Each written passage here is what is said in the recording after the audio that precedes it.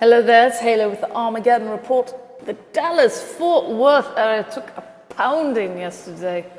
You see, if you read this, a total of 55 severe thunderstorm warnings, 18 tornado warnings were issued by the Fort Worth office.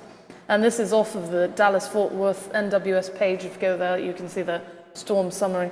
And if you want an idea of what that looks like, all the 55 and 18, pull it up. Storm-based warnings. This area, all of the red stuff, that's tornado warnings. Yellow stuff, severe thunderstorm warnings. Huge amount, and you can also talk of that. And here's all the tornado reports, stuff like that. Off the Storm Prediction Center, I think it's the WCM page, they have the tracks as, well, not the tracks, but the potential tracks as indicated by strong rotation on the radar. So this doesn't necessarily indicate that there was always a tornado there, but that was where there was very strong rotation. So for instance, when you hear about tornado warnings being issued because of its Doppler indicated, you know, this type of data would be triggering a tornado warning.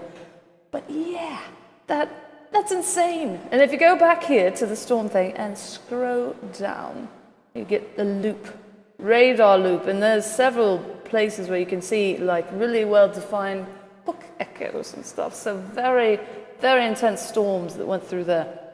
So yeah, so today, still stuff going on. Let's refresh just in case, and that's of course when the page will fail to load for some reason. Okay, severe thunderstorm watches. No tornado watches, but that of course does not mean that there can be a tornado. In fact, there's a 2% chance today, but we'll talk about that briefly.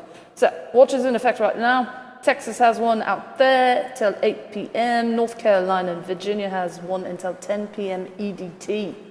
Here is the general outlook areas for today. So here's your slight risk area down there, a slight risk area over there.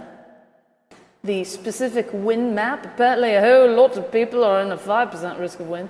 So there's your slight risk area again, there and there. Hail looks pretty much the same. It looks like they just, okay. The 15% area is bigger for wind. There you go, there's one big difference than it is for hail. So this area, not as prone to hail apparently, I don't know. And then 2% chance of a tornado in those basically where the slight risk is, yes, roughly. So what do the numbers mean? That means you could pick any point in either of these green areas, and that means that there's a 2% chance that either that random point that you picked will see a tornado, or that someone within a 25-mile radius of that point will see a tornado. So both a low number, but a significant, statistically relevant number, or whatever they say. I think yesterday might have been a 10% area.